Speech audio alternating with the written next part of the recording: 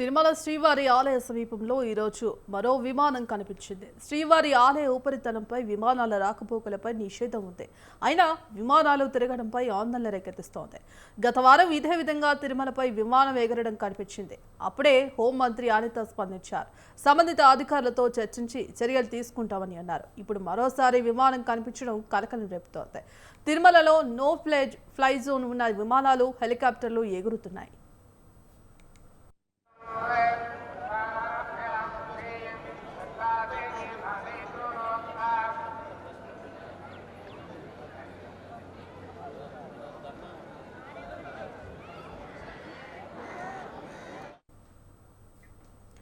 భక్తులు విమానం వెళ్లే సమయంలో విమానం చెక్కలు కొట్టడంతో వారంతా ఫోటోలు, వీడియోలు తీశారు. అనంతరం ఈ ఘటనపై ఆగ్రహం వ్యక్తం చేశారు. అయితే ఆగమ శాస్త్రం ప్రకారం తిరుమలపై ఎటువంటి విమానాలు వెళ్లకూడదని చెబుతారు.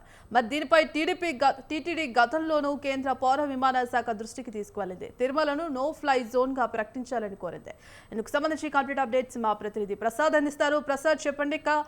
మరోసారి అటు తిరుమలలో హెలికాప్టర్ విమానం ఎగరడం కనిపిస్తోంది. గతంలోని అటు హోంమంత్రి అనిత చర్యలు తీసుకుంటున్నప్పటికీ మరోసారి విమానం కనిపించడంతో కూడా ఒక్కసారిగా భక్తులు ఫోటోలు, వీడియోలు తీసుకుంటున్న పరిస్థితి కనిపిస్తోంది. ఇందుకు సంబంధించిన అప్డేట్స్ ఏంటి? Thank you Bhagyashree. తిరుమల శ్రీవారి ఆలయం పైన మరోసారి ఈ రోజు ఉదయం 9:30 ప్రాంతంలో ఓ విమానం ఆలయం మీదుగా చక్కర్లు కొట్టింది. అయితే అదే సమయంలో భక్తులు ఆలయం ముందు నుంచి విమానాన్ని ఫోటోలు, వీడియోలు తీశారు. అయితే ఆ టీటీడీ ఆగమ శాస్త్రం ప్రకారం శ్రీవారి ఆలయం పైన ఎలాంటి విమానాలు కానీ రాకపోకలు ఉండకూడదని ఆగమ శాస్త్రం చెప్తోంది. మరోపక్క టీటీడీ ఆలయ భద్రత దృష్ట్యా ఏదైతే టీటీడీ ఆలయము హిందువుల పవిత్ర, దేశవ్యాప్తంగా ఉన్న హిందువుల పవిత్ర పుణ్యస్థలము, అయితే ఈ ఆలయం పైన ఉగ్రవాదుల ముప్పు కూడా ఉందని చెప్పి గతంలో కేంద్ర ఇంటెలిజెన్స్ కూడా మనకు సమాచారం ఇచ్చింది. ఈ నేపథ్యంలోని టీటీడీ ఆలయ భద్రత దృష్ట్యా, అదే భక్తుల దృష్ట్యా టీటీడీ అయితే పలుమార్లు పౌర విమానయాన శాఖ వారికి ఉత్తర్వులు విన్నవించింది.